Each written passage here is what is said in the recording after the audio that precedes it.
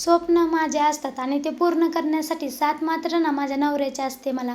ही order कस्टमरला दुसऱ्या दिवशी पाहिजे नव्हती. आज त्यांची ऑर्डर आली होती. त्यांच्या घरामध्ये लग्न असल्यामुळे त्यांना अर्जंट आपल्याकडून घागरे हवे होते. त्यासाठी ना साईचे पप्पा सकाळीच ना चहा वगैरे पिऊन लगेच पॅकिंग करण्यासाठी बसले होते. आई येडेश्वरीच्या आशीर्वादाने आणि तुमच्या सगळ्यांच्या आशीर्वादाने ना आपला नवीन व्यवसाय खूप छान प्रकारे चाललेला आहे. मी विचार पण केलेला नव्हता की घरातून केलेला व्यवसाय इतकं तुम्ही छान त्याला प्रेम देताल म्हणून.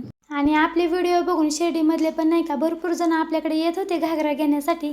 आणि बरेच दिवस झाले आमच्याकडे काही बेतच बनवला नव्हता, म्हणून ना मी आज मोमोज बनवायला घेतले होते. आणि पुण्यामधून शिर्डीमध्ये आल्यापासून मी मोमोजच खाल्ले नव्हते. म्हटलं आज इच्छा झाली तर घरीच बनवूया. त्यासाठी ना मी काय काय लागत होतं ते सगळं चिकन सॉस वगैरे साईच्या पप्पांना मी आणायला सांगितलं. आणि आज नेमकं माझं कटरच तुटलं भाजी बारीक करताना, त्यामुळे नाही का मी मिक्सरमध्ये सगळ्या भाज्या बारीक करून घेतल्या. तुम्हाला जर मोमोची रेसिपी पूर्ण बघायची असेल तर आपल्या पेजवर आधी पण मी टाकलेली आहे, तिथे जाऊन तुम्ही नक्की बघू शकता.